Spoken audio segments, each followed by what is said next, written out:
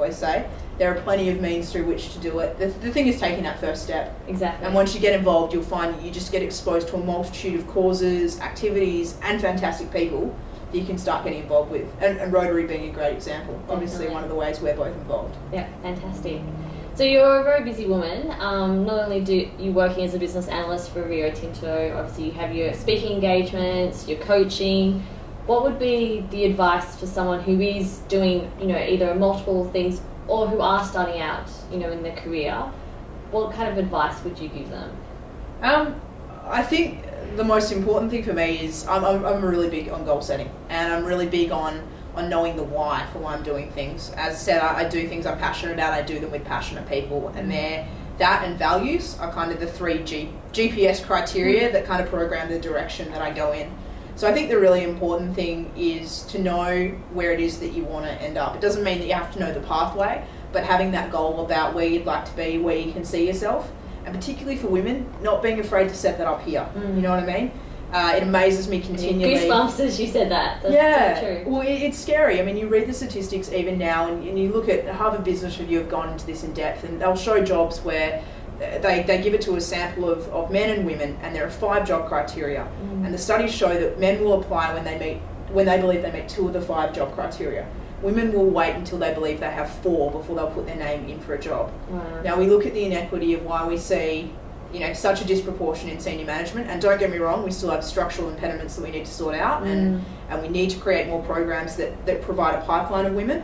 But a lot of it is about the fact that we're not putting our name in the hat, and we're not putting ourselves out there for these opportunities. So I think being, as I always say to the young people I work with, being prepared to take a risk on yourself, because it's the best risk you can ever bet on in your life. Definitely. And so I think that's a really big thing, is if it's important enough to you, then putting yourself out there for it.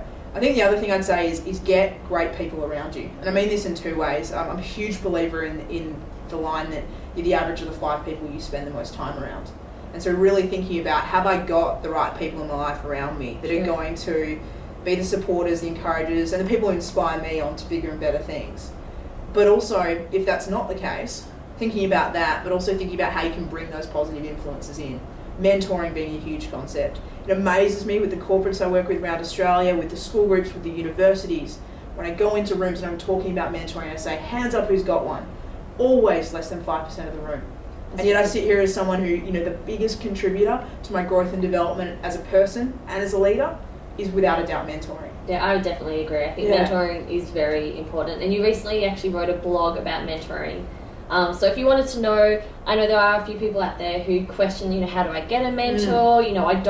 Maybe they don't have that amazing influential people to begin with. So, head off to Holly's website, so it's hollyransom.com, and just check out her blog, because it goes through some really great information about how to get a mentor, what to do, what you're looking for in a mentor. I think that's very important. It would just amaze me, how many emails I was getting from people out there who were saying, can you tell us, can you help us out? I don't know how to do it. How do I take the first step? So I kind of tried to condense a bit of information down into the blog, and hopefully that's of use. But feel free as well to submit in any further questions people have got out there as to mentors or how to make mentoring work. Because the only thing I can say is start now, because I just wish I'd started earlier. So you can never be in it too late, and it's an enormously beneficial process to be involved with. So if you're starting out, think about who are the mentors you can get around you to help you on your journey. Fantastic. And you mentioned goal setting. Yeah. So, it's quite an in word at the moment. Goal setting, it's all about goals, it's vision, it's where you want to be. Yeah. But, I'm a big believer of goal setting. Yep. I think it's always important to, know your path and where you're headed. But how do you go about, do you write it out daily? Do you have vision boards? Do you just know in your head, this is my goal for where I want to go? You have to have them written down. I don't believe you're a goal setter if they're in your head. Okay. So that's a big thing. I think the keys to goal setting are A, having them written down, but B, also having them somewhere where you see them every day, and that you actively engage with them every day. You read them every day. So if you open my wallet, you'll find mine. So I have them somewhere. I've got them on my bedroom wall as well. But I'm a big, again, I kind of sit down, case in point, I'll talk you through how I did it this year. I sit down on the 1st of January every year and I write a diary. So I write a kind of end of year wrap up on the year that's just gone, and I cast my mind forward to the year ahead and say, well, what is it that I want to do with this year? You know, what's my focus? But not just in a work capacity, also in a personal development capacity, you know, in a health and wellness side of things, you know, travel. I think about the whole spectrum. And then I go through and I write goals for myself across those areas. I have a goal reading list. I have people I would love to meet and learn from, the whole works. Do you do it just for the year, or do you also do it a 3 and a 5 year? Look, a couple of years ago I did the exercise of going through and creating a 5-year plan. Now, I actually don't for the life of me think you can plan on a 5-year horizon. I can barely plan 5 weeks and get it accurately right as to how it's going to plan out. Very true. The thing I did find it useful for, like, it's an artificial exercise in terms of, you know, you can't work off that and then be, yep, that's where I'm going to be in 5 years. But it is really good for making you think through, well, where, as one of my mentors calls it, if I want to be in striking distance of this sort of career or this sort of opportunity in 5 years, let's pair that back to what does this 12 months have to look like then? And then on top of that, what does the 12 have to look like after that? And so I did find it useful for that in terms of, all right, here's a rough idea of where I want to be in 5. Therefore, this is what I have to work on and get right and skill build in the year ahead. And I think the important thing about goals, you know, it's an old and much bandied about sort of acrostic, but SMART goals. You know, they need to be specific. You need to make them measurable. The reason I think so many New Year's resolutions fail is because it's things like, you know, I will be healthy this year. What does that mean? Exactly. It's different to everybody. Absolutely. And that's such an easy goal to, well, it's not a goal, it's a resolution, and that's why they fail on such prolific rates. Very different to, I will go to the gym 4 to 5 times a week, or whatever it may be in line with that. I'll drink my 8 glasses of water a day, whatever.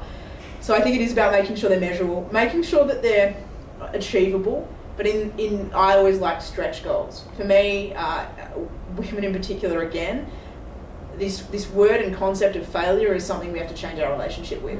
I really hate that word. I actually nearly get a physical reaction when I say it, because I honestly, I believe that you only fail when you stop trying. I make mistakes all the time. Things don't turn out the way that I want all the time. I don't achieve my goals within the time period that I want some of the time. But that doesn't mean I've failed at them. And therefore I'm not afraid to put things out there and stretch myself, because if I fall short, then they roll over to next year. Exactly. Or I just pick myself up and I go again. You know, I'm a big believer. I'm going to keep knocking at them. I'm going to keep trying at them until I get them done. I heard recently someone said there's no such thing as unrealistic goals, just unrealistic time frames. Yes. And I thought that was a fantastic saying. Absolutely. And that's right. You know, so I think with the A in the SMART goals, you've got to be prepared to push it a little bit. And yeah, I think that's a really, really important one.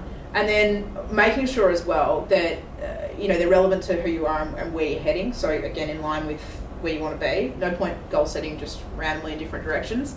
And time bound, as you talked about. You need to have a date you want to do them by, because that's what holds you accountable. And then the big thing we've done this year is actually got a group of friends who have all shared their goals together. And I share them with my mentors too, and I say, this is what I'm working on this year, what do you think? And they come back with their feedback on my goals, and then they're confirmed for the year. And that's great because they also hold me accountable on them. Definitely. They make sure that I'm tracking, they give me advice and suggestions on how to achieve some of them.